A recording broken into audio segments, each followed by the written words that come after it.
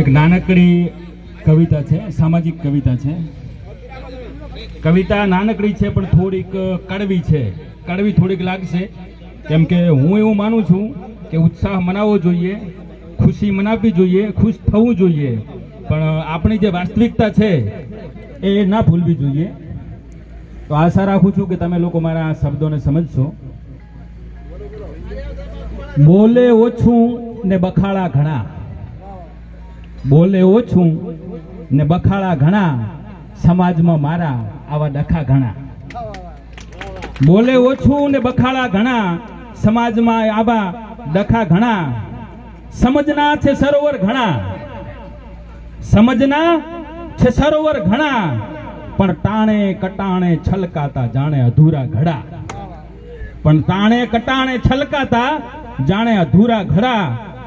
જુઓ અષાઢી વાદળા ઘણા, જુઓ અષાઢી વાદળા ઘણા, પણ બની માવઠું વરસે ઘણા, પણ બની માવઠું વરસે ઘણા.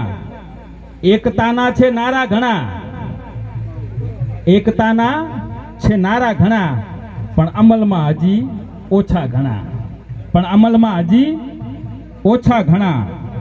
બાહોશ ને બેબાક છે ઘણા, બાહોશ અને બેબાક છે ઘણા, પણ બેઠા ખૂણે ખચકે વેર વિખુર ઘણા, પણ બેઠા ખૂણે ખચકે વેર વિખુર ઘણા. બોલે ઓછું ને બખાડા ઘણા, સમાજમાં એવા ડખા ઘણા. માયા મૂડીથી, એક સેકન્ડ શાંતિ રાખજો. માયા મૂડીથી છે મઢેલા ઘણા, પણ દેવામાં સમજે એવા થોડા ઘણા. વાતો વ્યવહારની, વાતો વ્યવહારની કરતા ઘણા, પણ વચન પાળનારા છે થોડા ઘણા.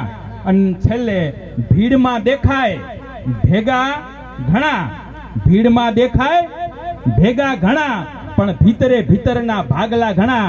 અને અંતિમ પંક્તિ છે રાશીબાની, એ પોતે લખેલી છે એટલે એમને હું, કેમ કે ક્રેડિટ કોઈ બી હોય આપણે ના લેવાય પરબારું, એમને ક્રેડિટ આપવું ને એમને દાદ આપજો. છેલ્લી લીટી એમની છે એટલા માટે. સમજવું અણસમજવું ભેગા મળ્યા, મોય બેઠા મફા મણા, સુકૃત કરવું કઠણ છે સુરેશ, જેમ ચાવવા લોઢાના ચણા. જય ભીમ, જય ભારત, અસ્તુ.